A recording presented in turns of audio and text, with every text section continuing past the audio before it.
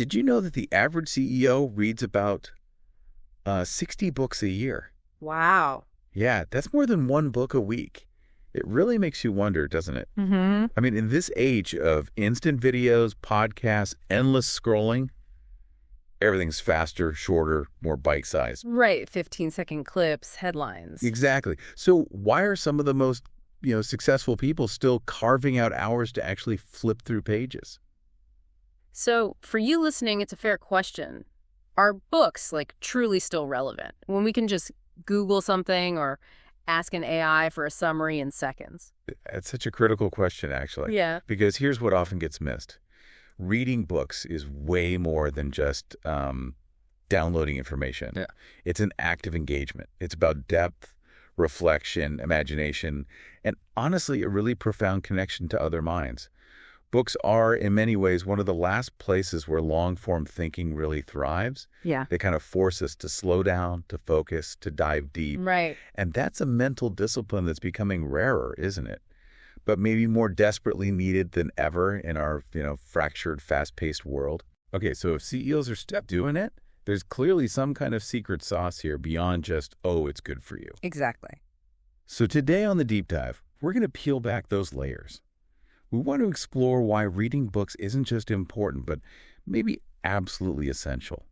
We'll look at how it fundamentally rewires your brain, how it strengthens your language, sharpens focus, expands emotional intelligence. And whether you're a lifelong reader or maybe you've just fallen out of the habit, this deep dive is really crafted for you. Yeah, and we'll uncover how reading builds, a really formidable vocabulary and genuine language mastery, how it uniquely stimulates your imagination, how it acts as a powerful stress reducer, and even how it builds real empathy. And crucially, we'll look at how this experience is profoundly different from, say, listening to audiobooks or watching short-form videos. I mean, they all have their place, sure, but nothing quite rivals that unique mental workout, that quiet magic of holding a book and letting a complex story just unfold. Okay, so to really get the power of books today, it kind of helps to understand their journey, right? Where did this all start? How did we even share knowledge before books, before writing? Right. Well, it all kicks off with oral tradition. For thousands of years, stories, wisdom, history, it was all passed down communally, word by word, voice by voice. Like storytellers around a fire. Exactly. Yeah. Imagine elders recounting myths, laws. Yeah. The earliest reading wasn't silent at all. It was a living, breathing, communal thing. But relying just on memory. Well, it's powerful, but it's also fragile, isn't it? Yeah. As societies got more complex, people needed a way to record things, make it last, make it verifiable. And that need, well, that's what birthed writing systems over 5,000 years ago. Cuneiform in Mesopotamia, hieroglyphs in Egypt, early characters in China. But at first, reading and writing, that was rare, a privileged skill. Confined to a tiny elite priests, scribes, rulers. It was a real marker of power. Okay, so then comes this, quiet revolution, the Codex, Ah, yes. the ancestor of our modern bound book. Mm. And it was a total game changer. Suddenly, you didn't have to unroll these massive scrolls. You could flip pages, easily navigate, carry knowledge with you, reference things quickly. And that format, it paved the way for literacy to spread, especially, in religious and philosophical circles. Absolutely. And that invention really set the stage perfectly for Johannes Gutenberg and his printing press in the mid-15th century. The big one. The big one. Movable type meant books could finally be mass-produced, and that led to this explosion of accessible text. This wasn't just about making things faster, it fueled massive cultural shifts. The Reformation, the Renaissance, the scientific revolution. Knowledge, once locked away in cloisters and courts, started its journey towards democratization. Books went from just being info dumps to, well, deeply personal companions. And then fast forward to our lifetime, the digital revolution. Computers, the internet, e-books, e-readers, smartphones. Information everywhere. Instantly searchable, incredibly portable. And remember that initial panic that physical books would just vanish. Oh, yeah, there was definitely that fear. But instead, both formats kind of found their place, didn't they? Yeah. E-books are convenient, sure, but print books, they have that unique feel, the weight, the texture, even the smell. that sensory aspect. And what's fascinating is how this whole timeline brings us right here to now, an age defined by screens, infinite scrolls, and fractured attention. Totally. In this environment, the simple act of sitting down to read a full book, it becomes almost revolutionary. Revolutionary how? Well, it's a deliberate choice, isn't it? A conscious resistance to all that distraction, a return to deep, sustained focus. It's like this intentional, quiet rebellion against the noise. Okay, I like that. Quiet rebellion. So what does this whole history mean for us right now? I think it shows that reading isn't just about consuming content, it's about building bridges across time, across space. Right. When you open a book, you're basically having this silent, profound conversation with someone who might have lived centuries ago or on a completely different continent. Yeah. So when we ask, is reading still important? We're not just asking about paper and ink. We're really questioning the value of sustained thought, of attention, memory, imagination. And in that sense, books have always been central, and I think they remain central to how we make sense of our incredibly complex world. Okay, let's zoom in on that modern world then. The digital landscape. You know, the drill, right? Constant notifications, pop-ups, autoplay videos, the infinite scroll. Oh, yeah. It never stops. Everything online is just screaming for your attention every second. But amidst all that noise, there's something quietly powerful, almost defiant about just opening a book. It's not just intentional. It feels like a radical act, reclaiming your time, your mind, your inner space. And books really do offer a sanctuary for deeper thinking, don't they? Wow. Unlike all that fragmented information online, a book gives you continuity. A narrative arc. Exactly. A beginning, middle, end. It invites you to pause, reflect, really immerse yourself without constant interruption. And this raises an important question, doesn't it? How fundamentally different is that from, say, social media platforms, which really thrive on immediacy, on quick emotional reaction? Yeah, the hot takes. Right. Whereas books are asking you to concentrate, to critically engage with complex, nuanced ideas. It's not just a different format, it's a completely different cognitive mode. So that slowing down part is the radical act. Yeah. But how does that actually help? I mean, in our fast-paced lives, how does that sustained focus translate into better decisions or problem solving? That's a great point, because we often consume so much digital stuff without really digesting it, Maybe watch a 5-second clip while texting and half listening to something else. Yep. We all are. But reading a book, it demands focus. Single tasking, not multitasking. And by doing that, it literally strengthens our ability to think clearly, remember deeply, and learn meaningfully. So while a quick video summary or a blog post might give you the bullet points, the facts, books have this unique power to actually transform our understanding, maybe even transform us. And you mentioned audiobooks earlier. Even those, despite their convenience, they engage the brain differently. They do. Listening is generally more passive than reading text with your eyes. Okay. When you read, you're actively decoding symbols, interpreting meaning, visualizing scenes, inferring emotions. It's a much more active process. Right, you're building the world in your head. Exactly. And the more effort your brain puts into processing, the deeper the understanding and the stronger the memory retention. It's like a mental workout. And another huge benefit is just disconnecting. Reading helps us unplug from that constant digital noise. Permission to unplug. I like that. Yeah. There are no links to click, no notifications popping up, just you and the words. And that enforced stillness, it often leads to real clarity. Plus, think about imagination. Videos show you everything. Books ask you to create the visuals. You become a co-author of the experience. And that actively builds your capacity for empathy, for creativity, for perspective taking in the real world. It's practice for your imagination. Okay, let's talk about language then. It's arguably one of our most powerful tools, right, for expression, connection. Absolutely fundamental. So when it comes to mastering language vocabulary, grammar, how does reading stand out? Why is it seen as, like, the most effective way? Well, reading regularly is genuinely like a deep language immersion experience. Every page, every paragraph, it's a subtle lesson in how language works. Unconscious learning. A lot of it is, yeah. You're not just learning isolated words from a list. You're absorbing rhythms, structures, nuances without even realizing it. Take a word like melancholy. If you encounter it in a sentence like, she sat by the window watching the rain fall with a look of quiet melancholy, the context gives you the meaning. Right, the surrounding words paint the picture. Exactly. You intuitively grasp its feeling, its weight, even if you've never formally looked it up. That makes so much sense. And that context-based learning must be incredibly valuable, especially for English learners, right? You kind of absorb words by feeling them in sentences. Precisely. And even for native speakers, reading sharpens your command. It expands your vocabulary way beyond everyday chit-chat. It introduces more precise ways to say things. Think about the difference between, say, angry, furious, irritated, or annoyed. Nuance, or all the different ways an author can write said, whispered, shouted, confessed, mumbled.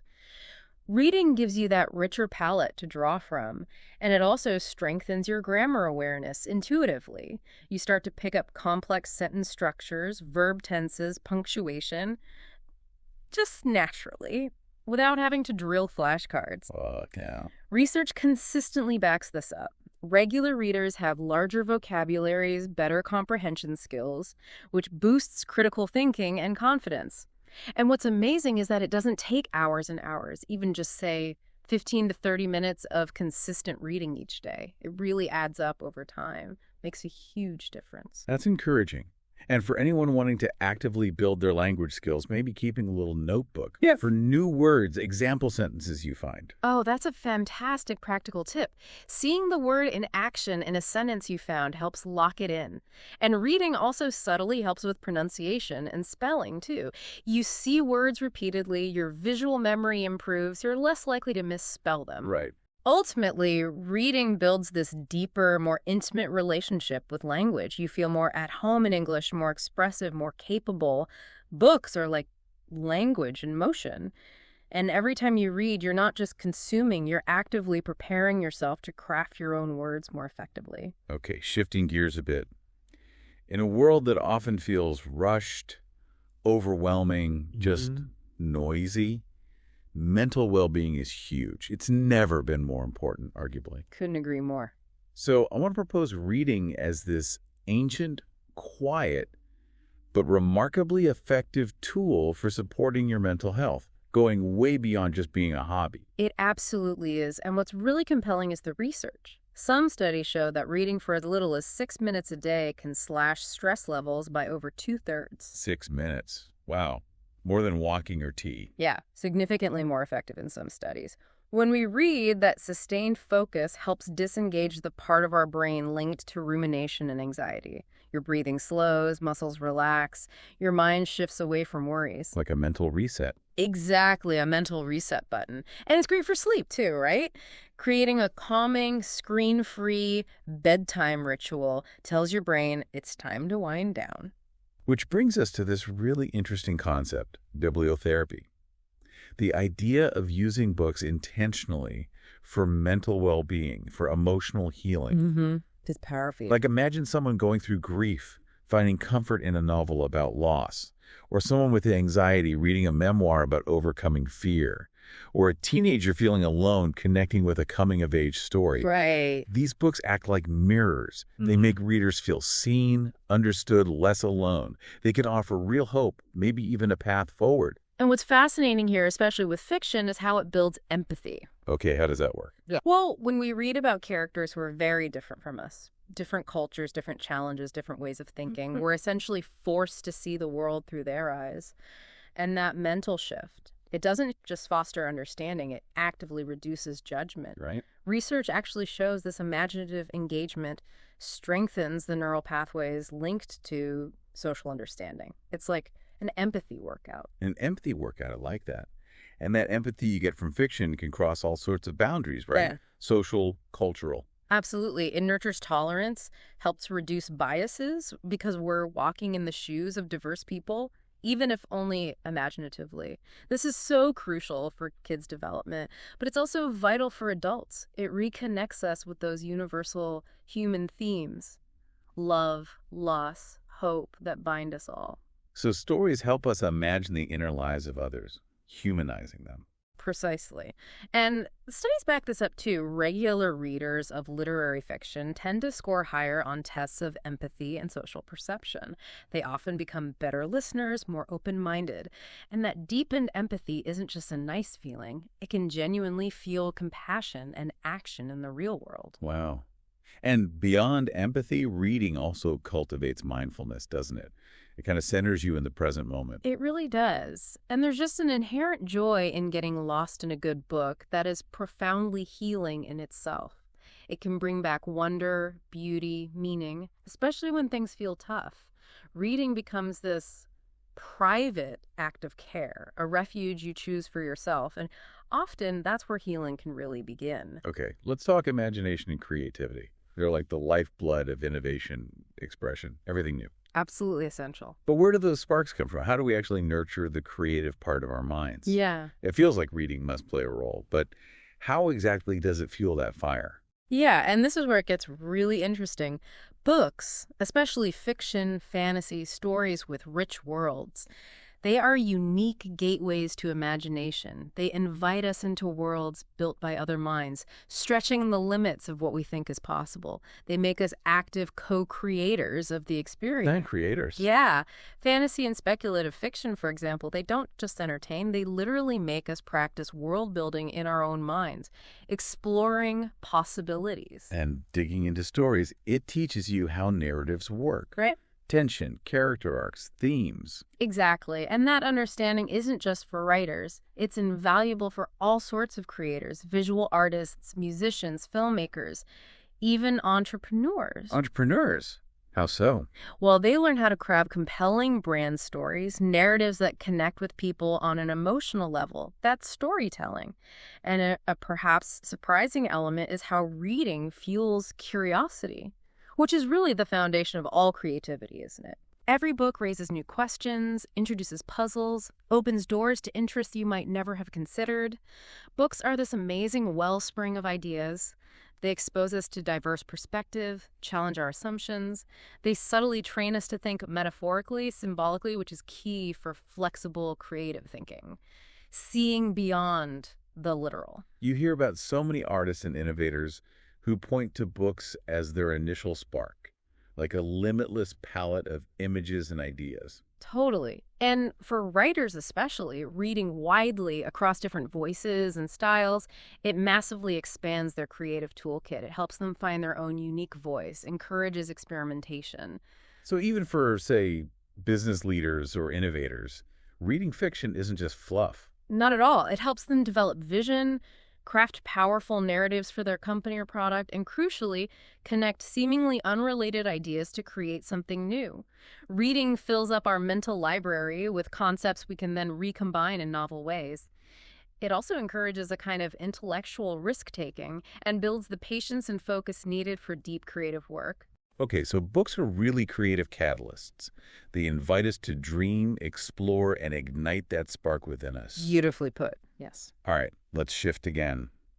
Thinking about reading as a tool for personal growth, transformation even. Mm-hmm. Hugely powerful. Books can be like companions, mentors, guides, whether it's self-help, biographies, business books. And there are so many specific, impactful examples. Think of Atomic Habits by James Clear, helping people build systems, or The Power of Now by Eckhart Tolle for mindfulness. Right. Walter Isaacson's biography of Steve Jobs, that raw look at vision and drive. Sheryl Sandberg's Lean In on leadership and gender dynamics. Daniel Goleman's Emotional Intelligence, explaining why self-awareness and empathy are so key. And even going way back, right? Yeah. Timeless wisdom from classics like Marcus Aurelius's Meditations. Absolutely. All this reading fosters a true growth mindset. It helps you reframe challenges as opportunities, see setbacks not as failures, but as learning experiences. Stepping stones. Exactly, stepping stones. And what's particularly fascinating is how profoundly reading shapes leaders and influential thinkers. How so?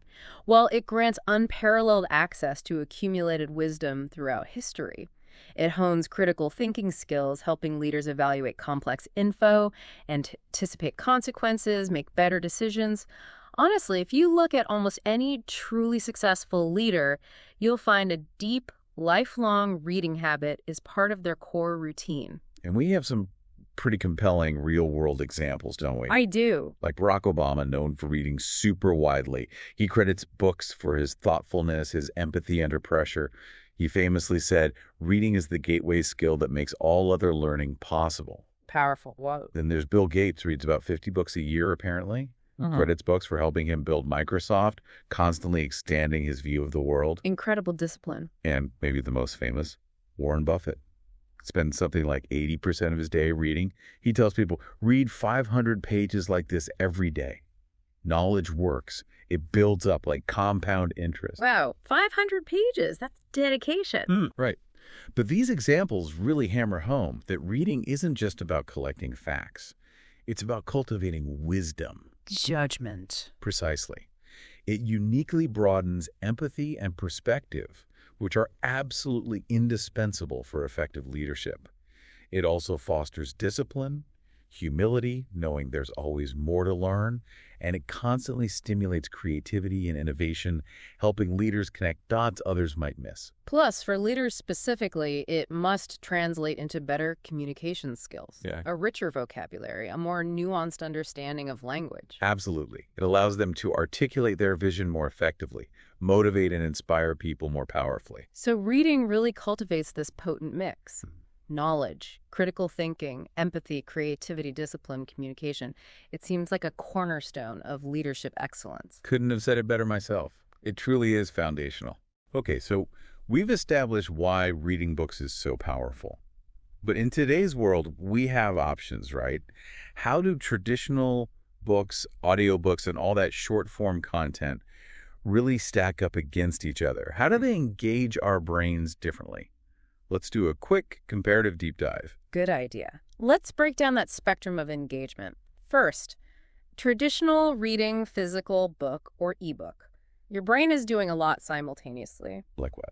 Processing syntax, vocabulary, meaning writing, but also visualizing scenes, inferring emotions, connecting ideas across the whole text. It demands sustained attention. The deep work muscle. Exactly, which improves deep work, memory retention, comprehension, and physical books. They add those unique tactile and spatial cues, the feel, knowing where you are physically in the book, which actually aids memory. It's an embodied experience. Huh. Interesting. Even ebooks still require that active decoding, though, right? Well, absolutely. You're still actively decoding and using your imagination. The key point is that reading text, paper, or screen demands a level of sustained cognitive involvement that's just different from listening or watching. Okay, so then audiobooks. Convenient, accessible. Undeniably. Great for busy lives. But listening primarily activates the auditory cortex, language processing. It stimulates imagination, sure, but it's generally more passive in terms of that active visual decoding and construction you do when reading text. So good for multitasking, maybe less deep focus? Often, yes. Though invaluable for auditory learners, they typically don't promote the same depth of focus or critical engagement as reading text yourself. Got it. And finally, short-form content. Social media, quick videos, headlines. Right. This stuff is fundamentally designed for rapid consumption. It encourages scanning, not deep reading. Conditions the brain to jump around. Precisely. It fragments attention, often reduces memory retention, plus it frequently relies on strong emotional hooks, right? Which can heighten reactivity rather than thoughtful analysis. Makes sense. So summing that up for someone listening, what's the bottom line? Well, it's a spectrum. Books offer the richest environment for developing advanced language skills, imagination, and that crucial sustained focus. Audiobooks provide valuable auditory engagement and amazing convenience in short-form content. It excels at delivering quick info bursts, but often at the cost of fragmented attention and less critical thinking. So reading books remains uniquely powerful. I'd argue yes, unparalleled even. Because it actively strengthens those neural circuits for executive function, memory, empathy. It builds mental resilience, sharpens our ability to grasp nuance and complexity in a way other media just don't. So while everything has its place, for real personal growth, mental agility, meaningful learning, reading books is still uniquely powerful. Okay, we get it. Reading is amazing. But let's be real, building that habit today, with all the distractions, it can feel daunting. It definitely can seem that way. But we promise you it's totally achievable. With some simple, practical strategies, the absolute key. Start small, stay consistent. Even just 10 minutes a day can kickstart things. Absolutely. Consistency over quantity, especially at first. So, some actionable steps. First, set manageable goals. Seriously, 10 minutes is perfect to start. Maybe track it. Simple check mark, whatever works. It's motivating. Yeah. Second, choose stuff you actually want to read. Topics, genres that genuinely excite you. And hey, it's okay to bitch a book if it's not grabbing you. Make it enjoyable. Permission to quit a book. Love it. Yes. Third, weave it into your routine. Pair it with something you already do. Read for 15 minutes after breakfast or right before bed instead of scrolling. And fourth, create your space. Find a cozy spot maybe. Turn off the phone notifications. Give yourself that distraction-free zone. And tech can help too, right? E-readers, apps. Totally. E-readers like Kindle, apps like Apple Books, Google Play Books, they offer huge convenience. Adjustable fonts, built-in dictionaries, great accessibility. And please don't forget public libraries. They are amazing resources. Huge digital collections of ebooks, audiobooks, plus things like book clubs for community and motivation. Yeah, libraries are awesome. And for a more structured approach, maybe try a reading challenge. Apps like Goodreads let you track books, find recommendations, join global challenges, adds accountability, community. Like a fitness tracker for reading. Kind of. You could also keep a reading journal, jot down quotes, reflections, and talk about what you read. Sharing insights with friends really deepens the experience. Good point.